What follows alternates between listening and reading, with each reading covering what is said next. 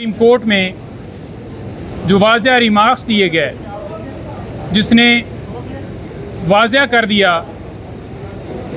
कि district court में जो एडिशनल सेशन जज हुमायूं दिलावर साहब ने फ़ैसला दिया था, उसमें कानूनी पहलुओं को नहीं देखा गया और उजलत में दिया गया, गवाहों को पेश करने का मौका नहीं दिया गया और जो हमारी दरख्वास्तें थीं जो बार बार उसी कोर्ट में भिजवाई गईं, वो भी मामला यहाँ पर डिस्कस हुआ और वाज़ह रिमार्क्स आए कि ये एक दिन के अंदर ही फ़ैसला होता है, एक दिन के अंदर ही मेंटेनेबिलिटी और जुरिसडिक्शन पे डिसाइड किया जाता है, गवाहों को मौका नहीं दिया जाता है और साथ ही सज़ा दे के खान साहब को जेल में भिजवाया जाता है।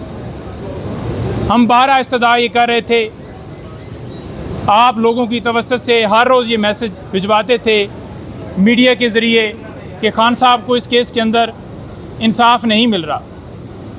ना कभी खान साहब इस केस से भागे हैं, 200 के करीब केसेस हैं खान साहब के ऊपर और हर केस में एक दिन में 20-20 मुकदमों में वो पेश होते रहे हैं।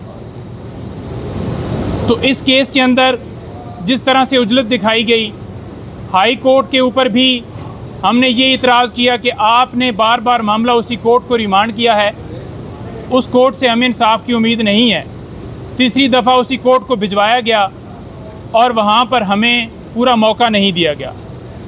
आज सुप्रीम कोर्ट ने वाज़ह कहा है कि इस्लामाबाद हाई कोर्ट कल इस केस के ऊपर फ़ैसला करे और 2 बजे आप जो है यहाँ पर तशरीफ़ ले आएँ। आर्गूमेंट्स के दरमियान सारी बातें रखी गई कि 120 दिन के अंदर ये कंप्लेंट फ़ाइल होनी थी, जो कि नहीं हुई।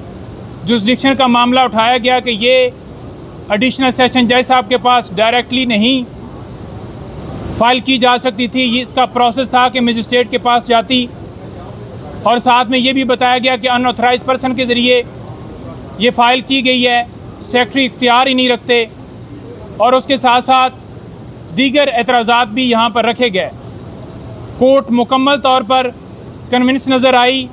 कोर्ट ने जो रिमार्क्स दिए वो सबके सामने हैं। इंशाअल्लाह हमें उम्मीद है कि कल खान साहब की इस मुकदमे में बेल होगी और ये जो मुकदमा झूठा बनाया गया, जो कि टाइम बार्ड है, जिसके अंदर बहुत सारे लकूने हैं, ये मुकदमा जो है इसमें खान साहब बाइज़्ज़त बरी होंगे।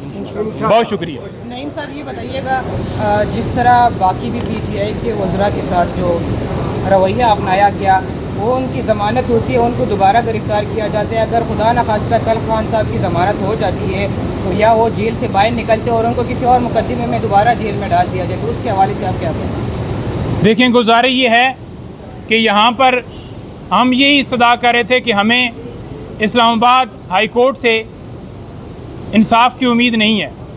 यानी कि ये पटिशन जो फ़ाइल की गई उसमें ये इस्तदा की गई कि हमारे तमाम केसेस या लाहौर हाई कोर्ट में ट्रांसफ़र कर दिए जाएं या फिर पेशावर भेज दिए जाएं, क्योंकि जितनी दफ़ा हमने हाई कोर्ट से रजू किया, चाहे टेरिन वाइट वाला केस हो, चाहे 9 मई के ऊपर गिरफ़्तारी हो, चाहे तोशाखाना का केस हो, मेंटेनेबिलिटी का क्वेश्चन हो या दीगर दरख्वास्तें हों, हमें यहाँ से इंसाफ की उम्मीद नहीं है और हमारे केस सारे के सारे ट्रांसफ़र किए जाएं।